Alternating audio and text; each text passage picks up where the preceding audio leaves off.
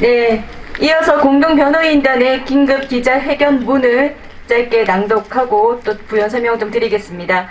성북구청장 이승노는 장인 뉴타운 초기부터 이미 확정되어 있었던 서울시의 장인 뉴타운 재정비 촉진 계획 및 종교시설에 대한 지침 방안을 철저히 무시, 왜곡하고 정반대의 행정을 자행해왔다. 반문재인 투쟁과 애국운동의 선봉자인 본교회와 전광훈 목사를 무너뜨려 정치적 연명을 하기 위한 발로로 본교회 재개발에 개입하며 본교회 때문에 장애개발 지연과 주민 피해가 발생한다는 헛소리를 남발하고 있다. 본교회와 전혀 상관없는 장애 재개발 철거 작업으로 최근 수일 간격으로 총 2명의 인부가 사고를 당한 것이 사실인지 여부를 답하라. 인부의 참담한 사망사고를 시시하며 은폐한 사실이 있는지 밝혀라. 또한 어떤 이유로 전광훈 목사가 8.15 당시 코로나 확진 후 긴급 소재 파악 중이라는 기가 막힌 거짓 사실을 공표하여 언론과 대중을 속이고 전 목사의 재수감을 유도시켰는지 똑똑히 밝혀라. 본 공동변호인단은 이승노의 중대한 범죄 행위에 대하여 즉각 고소하는 것은 물론 구청장이라는 자가 정치 아첨에 눈이 멀어 구민 중에 한 명인 한 개인의 신변과 명예에 대하여 치욕적인 거짓 사실을 함부로 공표하고 심각한 피해를 입힌 것에 대해 거액의 손해배상 소송을 제기하고 끝까지 추적해 모든 대가를 반드시 치르게 할 것이다. 아울러 무능하기 짝이 없는 좌파 정치 구청장의 지긋지긋한 연명으로는 성북구의 발전도 불가능하므로 주민 소환을 위한 대대적인 서명운동으로 온 구민들에게 그 실상을 알릴 것이다. 경찰, 검찰은 이승노를 즉각 구속수사해야 한다. 기자회견 종료 후 접수할 고소장입니다.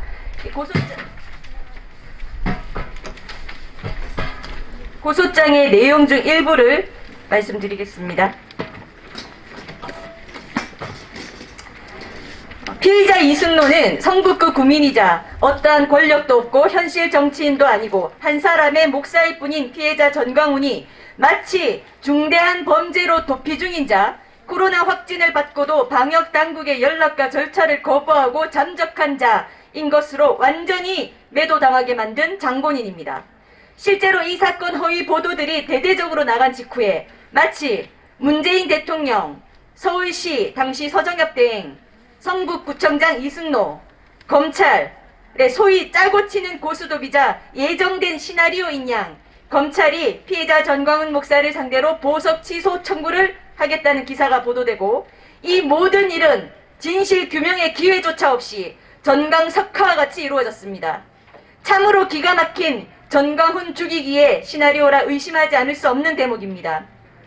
이후 피해자 전광훈 목사의 병원 격리 기간인 2주가 지나 퇴원을 하자마자 피해자 전광훈 목사에게 보석 허가를 당초 해주었던 해당 재판부가 변호인단의 변론 한 번 듣지 않고 보석 취소 결정을 하고 결국 전광훈 목사님은 재수감되었습니다. 또한 어떻게 일국의 대통령이라는 자가 아동 살해범, 연쇄 살해범, 폭력 범죄 단체 등과는 비교도 안 되는 일을 가지고 마치 기다렸다는 듯이 한 사람의 국민을 수차례 직접 언급하며 전광훈 죽이기와 전광훈을 마녀로 몰아가자고 사실상 온 국민 앞에 선포하고 권력의 모든 하수인들에게 하명 아닌 하명을 하는 짓을 할 수가 있는지 현재 이 정부 권력의 밑바닥 수준을 여실히 드러내는 것이었습니다. 대통령이 직접 나서니 이후에 모든 언론들, 서울시, 성북구청장, 검찰, 민주당 국회의원, 추미애 법무부 장관 등 문재인 정부에 부역하는 모든 하수인들이 진실을 은폐하고 국민을 속이며 문재인 정부에 반대하는 대표적인 세력이자 인물인 한 사람을 재구속하지 않으면 안 될 사람으로 몰아갔습니다.